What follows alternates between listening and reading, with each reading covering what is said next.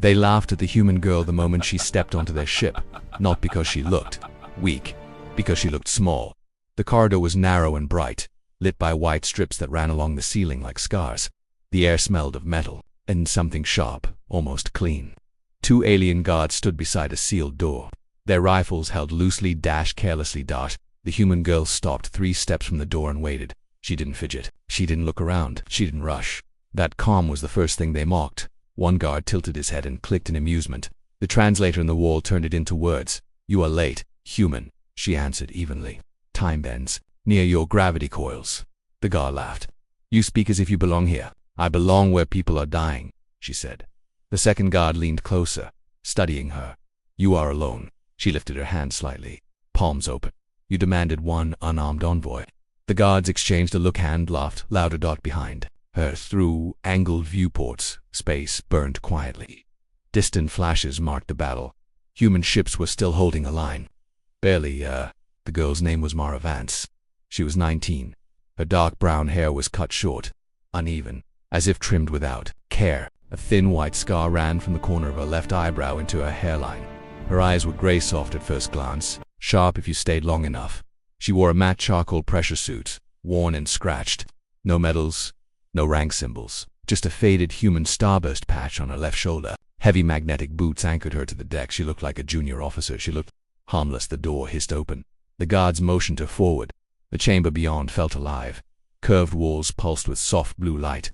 The air vibrated faintly, like a giant heartbeat.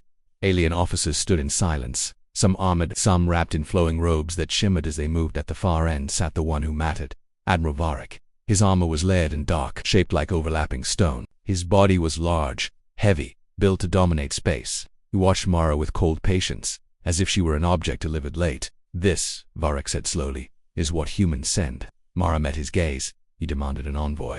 "I demanded authority." "I have it," she said. The room reacted. Quiet clicks, subtle movement. Varric studied her from head to toe. "Your kind is desperate." "Desperate people don't waste time," Mara replied.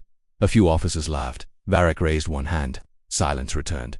"Why are you here?" he asked.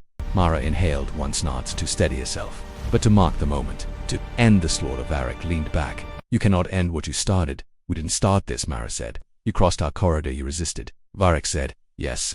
That word landed harder than the others. Varric gestured. A holographic map appeared. Stars, fleets, movement lines. Red symbols outnumbered blue more than 3, 2, 1.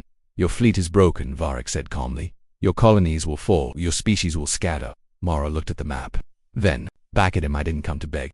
The room paused. Varric's crest lifted slightly. "Then why come?" "To offer a choice." That earned quiet laughter. "A choice," Varric repeated. "Withdraw from the corridor.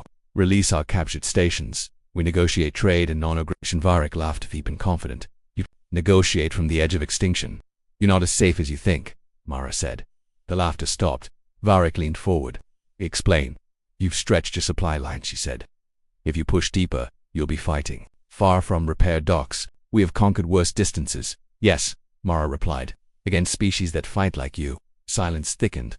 "We don't," she continued gently, "need clean victories. We don't need perfect survival." Varric's eyes narrowed. "Are you threatening suicide attacks?" "I'm describing reality." Varric stood.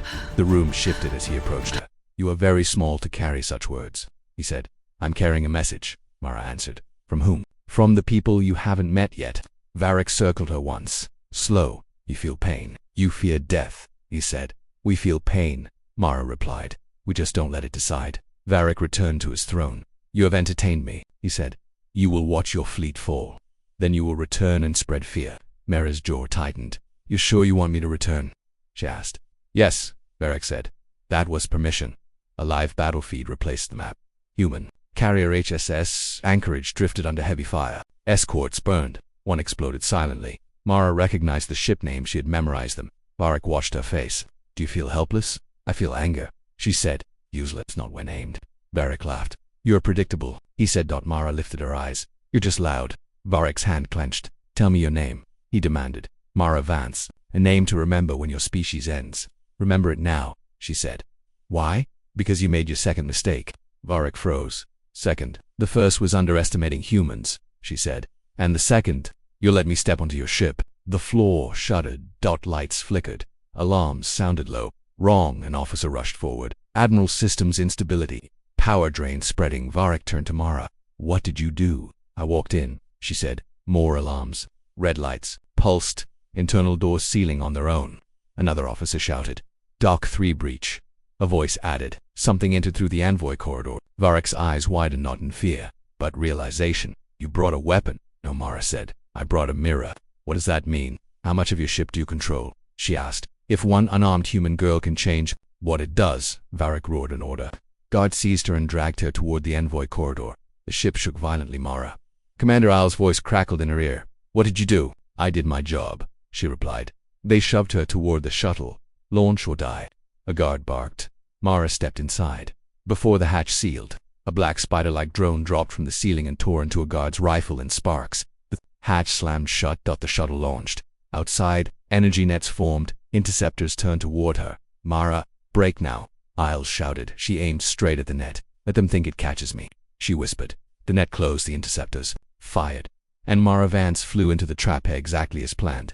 Spade did not care that Mara Vance was 19.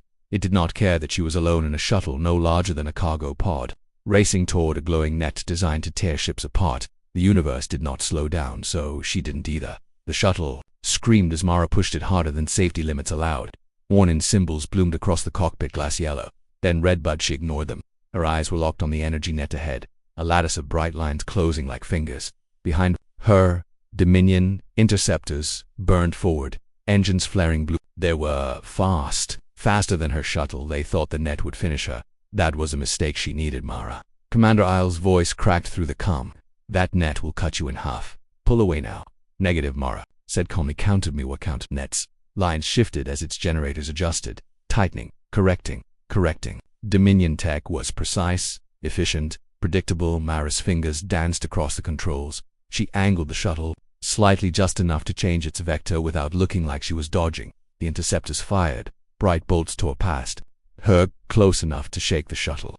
One clipped her rear plating. The cabin lurched. Pain flashed across her shoulder, where the harness bit into her suit. She welcomed it. Pain meant she was still alive. 3, Mara whispered. The net closed further. 2, the shuttle's alarms rose to a shriek. 1, Mara. Cut thrust. For a fraction of a second, the shuttle dropped, not forward, not back, but down. Relative to the net's plane, the energy lines snapped shut where her trajectory had been. Mara slammed the thrusters back on, hardened sideways, dumping everything into lateral burn. The shuttle slipped through the gap the net hadn't recalculated for. The interceptors weren't so lucky. 2 of them hit the net head-on, their shields flaring uselessly before the energy lines sliced through hull and engine alike. Both vanished in silent flashes of light. The remaining interceptors broke formation, scattering in confusion. Mara was through. She didn't celebrate. She didn't breathe easier. She knew better, Mara. Isles said, relief sharp in his voice. You're clear. Get back to the line. Not yet, Mara replied. She looked back through the cockpit glass. The alien flagship filled half the starscape now, its surface crawling with red warning lights. Small fires vented into space. Sections of its hull were sealing themselves off, bulkheads slamming shut in panicked patterns. The mirror was working, not destroying the ship, confusing it, turning its own systems against each other. Mara. Isles, I said carefully, what did you put on that ship? Mara's jaw tightened. Not what, where. She reached up and tapped a control, routing a burst of data back toward the human fleet. Sending you a map, she said. Live feedback from their internal systems. Limited, but enough. Isles inhaled sharply. You're inside their network. Not me, Mara said. They are. Inside the alien flagship, Admiral Varric stood motionless as chaos spread. Bulkheads sealed without command. Power rerouted itself. Doors refused to open. Others opened when they shouldn't. Cut external access. Varric roared. We can't. An officer shouted. The system says we are the external threat. Varric's claws dug into the arm of his throne. That was impossible. Dominion ships were layered with safeguards, redundancies, control hierarchies older than most species. One human girl should not have been able to do this. Find the source, Varric ordered. We have another officer said, voice tight. It's everywhere. Varric turned slowly. Explain. The anomaly isn't a virus, the officer said. It's a reflection protocol. Our own systems are mirroring each other's commands. They're arguing about which version is correct. Varric's crest lowered. A logic loop, he said. Yes. Something cold settled in his chest. Where did it come from? He demanded. The officer hesitated. From us, he said. It uses our own diagnostic language, our own emergency routines. Varric understood then the human hadn't attacked his ship. She had asked it a question. It couldn't answer. The human line was breaking. Even with the flagship in trouble, the Dominion fleet pressed forward. Their numbers still mattered. Their guns still worked. Human ships burned. The anchorage took another hit, its hull peeling open like skin. Escape pods scattered into space. Commander Isles watched the tactical display with clenched teeth. Mara, he said, we're losing ships. Faster than we can reposition. Your mirror bought us time, but not enough. Mara watched the same data, her mind already ahead of it. You're fighting them like they expect, she said. Isles swallowed his frustration. Then tell me how to fight them wrong, Mara. Lips pressed into a thin line. Break formation, she said. Isles blinked. What? Scatter, Mara repeated. Small groups. Irregular vectors. Make them choose targets faster than they can calculate. That'll expose our weaker ships. They already are, Mara said. This way, they become unpredictable. Silence stretched, then Isles exhaled. All units, you heard her. Break pattern. Go ugly. The human fleet shifted not cleanly, not smoothly, but chaotically. Ships veered off, cut thrust, surged forward unexpectedly. Dominion targeting systems hesitated just a fraction of a second. It was enough. Human ships, it slipped past firing arcs. A few even scored hit small ones. But Rio. Inside the flagship, alarms changed pitch again. Admiral, an officer cried. Human ships are no longer following standard engagement behavior. Barrick's eyes burned. They never did. Mara's shuttle shuddered as its systems finally began to fail. She had pushed it too far. Panels flickered. One console died entirely, smoke curling from its edge. Mara Isles said urgently, your shuttle's bleeding power. You need to dock now. Not yet, she said again. She turned the shuttle back toward the flagship. Isles froze. You going back? I need eyes, Mara said. Closer ones. That's suicide. No, Mara replied softly. That's confirmation. She angled the shuttle toward a damaged section of the flagship's hull, where armor plates had shifted under internal stress. There, a maintenance ring exposed. The shuttle slipped in, magnets catching. Mara cut engines. The sudden silence was heavy. Her breath sounded loud inside her helmet. Mara, rapport, Isles whispered. I'm attached, she said. They don't know yet. Inside the flagship, Varric felt it. Not the docking itself, but the pattern. Something had changed. Scan Dock 12, he ordered. An officer complied. Dock 12 shows a human shuttle, he said slowly. Varric's eyes narrowed. Came back, he said. A dangerous emotion stirred in him. Not fear, not anger. Respect. Seal it, he ordered. I want her alive. Mara cycled the shuttle's hatch. The airlock equalized with a hiss. She stepped out into a narrow maintenance corridor. Darker than the others, lit only by emergency strips. The ship felt different now, unsteady, like a giant, trying to remember how to stand. Her boots clicked softly as she moved. She knew the risk. If she was caught here, there would be no envoy protections, no witnesses. But strategy was not about safety, it was about pressure, Mara, Isles said quietly. If this goes bad, it will, Mara said. That's the point. She reached the maintenance node she was looking for, a small panel, half open, its surface warm inside. Dominion systems whispered to each other in light. Mara pulled a small device from her suit, not a bomb, not a weapon, a key. She pressed it into place. The ship shuddered again. Inside the flagship's command chamber, lights dimmed. Report, Varric demanded. The officer's voice shook. Admiral, the mirror's spreading. Secondary systems are copying. The conflict. Varric closed his eyes for one long second. Then he smiled. A clever species, he said.